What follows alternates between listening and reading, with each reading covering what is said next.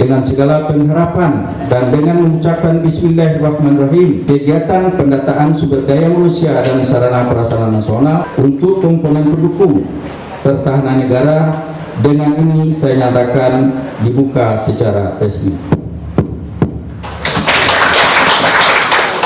Itulah bukti pelaksanaan kegiatan pendataan potensi sarana prasarana nasional untuk komponen pendukung pertahanan negara di Provinsi Sumatera Barat tahun anggaran 2020. Gubernur Sumatera Barat Irwan Prayitno melalui Kepala Kesbangpol Firdaus kepada RRI mengatakan pihaknya fasilitasi program dan kebijakan dari kementerian dan lembaga negara seperti Kementerian Pertahanan Republik Indonesia. Lebih jauh dikatakan, pihaknya berupaya untuk mendukung rampungnya potensi sarana dan prasarana nasional demi terwujudnya pertahanan negara. Situasi Ranah Minang hingga sekarang masih stabil dan kondusif, namun hal demikian perlu menjadi tugas bersama untuk menjaganya. Peran aktif seluruh elemen seperti nenek mama, alim ulama, cadik pandai, dan bundo kanduang hingga ke setiap jorong di Sumatera Barat dibutuhkan untuk membimbing anak kemanakan agar terhindar dari pengaruh negatif sumber apapun, apalagi yang dapat mengancam pertahanan nasional. Itu kita fasilitasi, sebab Kesbangpol itu juga bekerjasama dengan Kemenhan, Kementerian Menko Polhukam, dan juga Lemhanas, Wantanas juga. Jadi apapun yang beliau butuhkan, selagi kita mampu untuk fasilitasi, kita fasilitasi. Sebab kita di Sumatera Barat juga ada nenek mama ya, alim ulama, cadik pandai, yang itulah yang akan membimbing anak-anak generasi muda supaya tidak menyimpang dari kepada hal-hal yang negatif. Kepala Bidang Bina Marga Dinas Pekerjaan Umum dan Penataan Ruang PUPR Provinsi Sumatera Barat, Dedi Rinaldi menyebutkan, pihaknya optimis potensi sarana prasarana nasional dapat didata secara maksimal dengan kontribusi penuh seluruh leading sektoral seperti PUPR akan berkoordinasi bersama Dinas Kehutanan, aparat penegak hukum, dan masyarakat, dikarenakan setiap program dan kebijakan yang diterapkan oleh pemerintah baik pusat hingga ke daerah harus didasari rasa memiliki dan ambil bagian oleh warga, sehingga persoalan atau kendala lapangan menemukan win-win solution. Kalau pekerjaan umum tentu saja siap bekerja, tentu kita nanti harus bekerja sama. Tadi saya sudah sebutkan ada dengan Dinas Kehutanan, kemudian dengan aparat penegak hukum. Tapi yang paling penting adalah dengan masyarakat, bagaimana masyarakat juga merasa ikut memiliki suatu pekerjaan sehingga kami akan bekerja makin lancar.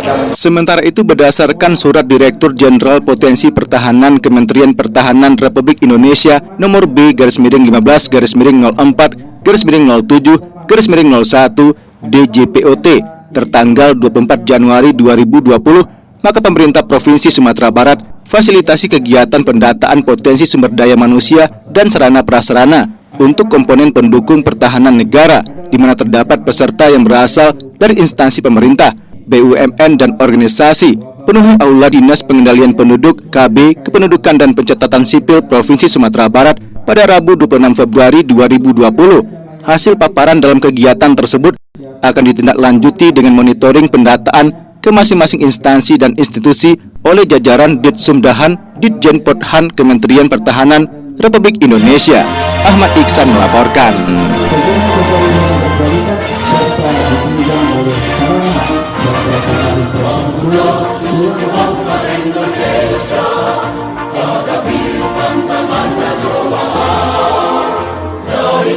Cita-cita yang mulia, Indonesia mempunyai sentosa, walau berbagai suku dan agama, ragam budaya serta golongan, satu bersama, semua hidup satu, kayaan Indonesia ku tercinta, bersatuan dan persatuan, negara Republik Indonesia, Undang-Undang Dasar 45, Pancasila dasar negara, seluruh rakyat wajib bela negara, sang-sang hari esok kamu sejahtera. sebagaimana amanat Undang-Undang Republik Indonesia Nomor 3 Tahun 2002 tentang Pertahanan Negara, bahwa sistem pertahanan negara Indonesia bersifat semesta yang melibatkan seluruh warga negara, wilayah dan sumber daya nasional lainnya, serta dipersiapkan secara dini oleh pemerintah dan diselenggarakan secara total, terpadu, terarah dan berlanjut untuk menegakkan kedaulatan negara, keutuhan wilayah dan keselamatan segenap bangsa dari segala ancaman. Hal demikian disampaikan Direktur Sumber Daya Pertahanan Kementerian Pertahanan Republik Indonesia, Brigadir Jenderal TNI Priyanto melalui Kasubdit SDM Dukhan Ditsumdahan Ditjen Podhan Kolonel Harhanut Rohim Setiawan di Padang kemarin. Lebih jauh kepada RRI mengatakan pihaknya untuk beberapa waktu berada di Sumatera Barat guna melakukan pendataan potensi sarana prasarana nasional untuk komponen pendukung pertahanan negara. Dikatakan terdapat sejumlah mekanisme yang dilakukan hingga data yang dibutuhkan tersebut dapat diakomodir. Data yang tergabung dalam komponen pendukung itu nantinya dapat memperkuat komponen utama dan cadangan, baik secara langsung maupun tidak langsung, untuk menghadapi ancaman pertahanan negara. Sehingga kami melaksanakan kegiatan di sini, yaitu melaksanakan kegiatan penataan. Penataan itu terdiri dari penyiapan berupa pendataan, pemilahan, pemilihan, dan penetapan. Data-data dari komponen pendukung ini nantinya baik bisa secara langsung ataupun tidak langsung ini dapat digunakan untuk memperkuat dan memperbesar komponen utama maupun komponen cadangan. Contohnya misalnya sarana prasarana di komponen pendukung yang ada di Sumatera Barat ini apa saja yang bisa dimanfaatkan oleh komponen utama ataupun komponen cadangan pada saat menghadapi ancaman militer. Nah, ancaman hibrida itu kolaborasi antara ancaman militer dan non-militer. Sehingga memang ancaman itu ada 3, ancaman militer, ancaman hibrida, dan ancaman non-militer. Sejauh ini menurut Kolonel Harhanut Rohim Setiawan, sesuai pernyataan Menteri Pertahanan Letnan Jenderal TNI Purnawirawan Prabowo Subianto Joyo Hadikusumo, bahwa pertahanan itu sebuah investasi, butuh dipersiapkan secara dini, sehingga ketika situasi mendesak terjadi, maka siap melakukan perlawanan. Disebutkan pertahanan di Sumatera Barat masih dikatakan baik, tentu hal demikian perlu dipertahankan dan ditingkatkan agar lebih baik. Sesuai dengan yang disampaikan Bapak Menteri Pertahanan, bahwa orang mau damai itu harus siap perang, dan pertahanan itu sebuah investasi.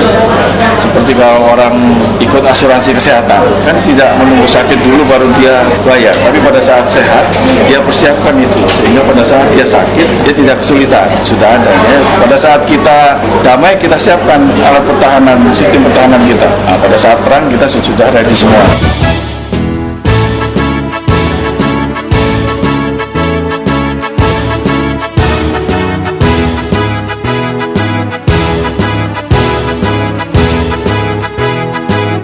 Sementara itu, payung hukum penyelenggaraan komponen utama diatur dalam Undang-Undang Nomor 34 Tahun 2004 tentang TNI, sedangkan komponen cadangan dan komponen pendukung diatur dalam Undang-Undang Nomor 23 Tahun 2019 tentang Pengelolaan Sumber Daya Nasional atau PSDN untuk pertahanan negara. Substansi Undang-Undang Nomor 23 Tahun 2019 tentang PSDN mengatur tentang bela negara, komponen pendukung, komponen cadangan, serta mobilisasi dan demobilisasi. Perlu kerjasama dan koordinasi kementerian atau lembaga dan pemerintah daerah serta swasta untuk pengelolaan sumber daya nasional demi pertahanan negara. Ahmad Iksan melaporkan.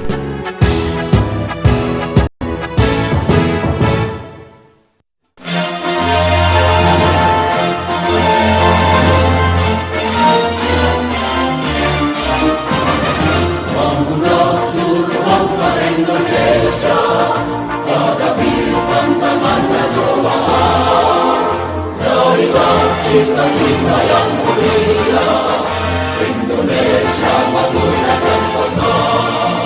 Walau berbagai suku dan agama, ragam budaya serta golongan, satu bersama, semua hidup satu. Jayaan Indonesia ku tercinta, bersama kuat dan persatuan, negara Republik Indonesia. Undang-Undang Dasar 45, Pancasila dasar negara. dan lain-lain. Jadi makanya format itu sampai sekarang belum kami isi. kekuatan Komduk itu nanti memang petanya itu per kabupaten.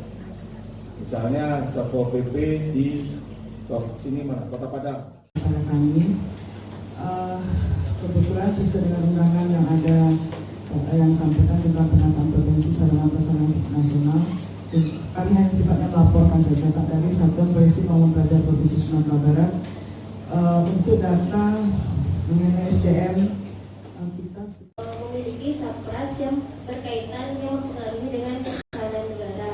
Nah, yang dari yang sendiri apakah yang diminta datanya itu apakah Sapras yang kan di poin B itu Pak, ya B itu ada warga terlatih. Kalau tidak salah Sumatera Barat ini dulu juga pernah kita mendapatkan, apakah ini termasuk kegiatan wamil?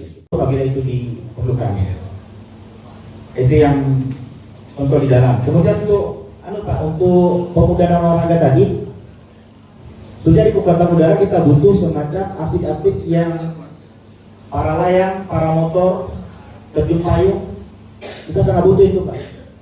Kami mau itu juga untuk didata. Komponen utama, komponen cadangan dan komponen utama. Sehingga kami melaksanakan kegiatan di sini, yaitu melaksanakan kegiatan penataan. Penataan itu terdiri dari penyiapan berupa pendataan, pemilahan, pemilihan, dan penataan. Data-data dari komponen pendukung ini nantinya bisa secara langsung ataupun tidak langsung ini dapat digunakan untuk memperkuat dan memperbesar komponen utama komponen cadangan.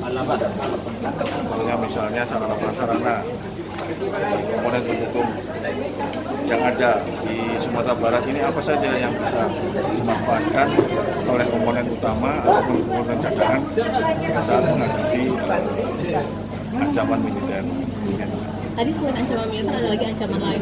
Oh, ancaman hibrida. Iya. Nah, ancaman hibrida itu kolaborasi antara ancaman militer dan non militer. Nah, memang ancaman itu ada 3, ancaman militer, ancaman hibrida, dan ancaman non militer. Kalau ancaman non militer ini unsur utamanya adalah kementerian lembaga yang terkait dengan ancaman tersebut. Karena yang lain adalah melaksanakan hubungannya. Untuk Sumatera Barat sendiri bagaimana nih Pak? Kalau dari Bapak sendiri? Kalau kami lihat memang di Sumatera Barat ini dimanfaatkan dalam pertahanan negara, termasuk juga sumber daya manusianya, juga sumber daya alam negaranya. Kalau dari segi ancamannya ada yang tidak nggak Pak untuk sebenarnya? Baik itu ancaman hibrida maupun ancaman kalau dari ancaman kondusif nggak sih Pak sebenarnya? saya kira kondusif ya, supaya dari lihat dari peta geografi demografi selama ini politik juga landai saja. Tapi tetap butuh pertahanan itu ya. Ini memang sesuai dengan yang disampaikan Bapak Menteri Pertahanan. Orang mau damai itu harus siap dan pertahanan itu sebuah investasi. Seperti kalau orang ikut asuransi kesehatan, kan tidak menunggu sakit dulu baru dia bayar, tapi pada saat sehat dia persiapkan itu, sehingga pada saat dia sakit dia tidak kesulitan, sudah ada. Pada saat kita damai kita siapkan alat pertahanan, sistem pertahanan kita. Nah, pada saat perang kita sudah ready semua. Itu sesuai dengan permintaan dari saudara kita dari Kementerian Pertahanan RI. Beliau minta sebetulnya hari ini kita diundang dan itu kita fasilitasi. Sebab Kesbangpol itu juga bekerjasama dengan Menhan, dan Menko Polhukam, dan juga Lemhanas, Wantanas juga. Jadi apapun yang beliau butuhkan, selagi kita mampu untuk bantu kita fasilitasi. Walaupun kita lihat sebenarnya dari segi geografi atau politiknya ini Sumatera Barat ini aman ya kondisinya. Sampai saat ini aman, tidak ada masalah. Kalau ada pun yang seperti yang kita bicarakan tadi, teroris barangkali dari luar masuk sini dan ditangkap di Sumatera Barat. Kedepan mungkin harapannya seperti apa? Ya, Ya tetap aman dan nyaman sebab kita di Sumatera Barat juga ada nenek mama ya, alim ulama cerdik pandai. Yang itulah yang akan membimbing anak-anak generasi muda supaya tidak menyimpang dari kepada hal-hal yang negatif. Berarti seluruh masyarakat harus siap ya, Pak? Harus siap. Komponen-komponen tambahan, tapi sebenarnya secara keseluruhan. Siap. Yang namanya Sumatera Barat itu banyak pejuang sejak dari zaman dahulu kan. Pejuang kemerdekaan juga 2/3-nya dari Sumatera Barat. Jadi sampai saat ini masih daerah perjuangan itu masih bersemi, masih subur di Sumatera Barat. Juga ujung-ujungnya seperti apa Pak? Saya lagi sedikit poin pentingnya. Jadi yang di perbatasan kita Pasaman Barat dengan Sumatera Utara itu ada pembangunan jalan rumah Tanjung Tapang. Itu ada 43 kilo, sudah selesai jadwal 11 kilo. Sisanya memang sedang dikerjakan dibantu oleh APBN untuk penyelesaiannya. Mudah-mudahan kita akan mengejar pembangunannya untuk tim dan pilihan dulu sehingga dalam 3 tahun ini bisa sampai ke pelabuhan. Kemudian yang di Mentawai itu dibantu oleh Kemenko Maritim sedang kerja Trans Mentawai khususnya di Kepulauan Seribu. Kita mulainya kerja di pantai barat Pulau Seribu. Mudah-mudahan itu juga bisa terrealisasi dengan cepat. Ada pasangan daerah lain Kemudian kalau yang di Solok Selatan dan Dalu Mas Raya itu yang wilayah selatannya Sumatera Barat itu juga dibantu oleh Kemenko Maritim karena APBD provinsi yang membangun di sana bisa bekerja, tetapi memang karena dana kita terbatas kita bisa cuma 1 kilo atau 2 kilo, sementara Kemenko Maritim bisa sampai 8 kilo. 2020 ini pengerjaan lagi atau ada perencanaan? 2020 ini di yang saya sebut terakhir ini yang di Abai Sangir Sungai Dare ada kerja sekitar 1 kilo. Kemudian yang di Teluk Tapang itu kerja oleh APBN. Kemudian yang di Mentawai provinsi ada kerja dan APBN pun ada kerja.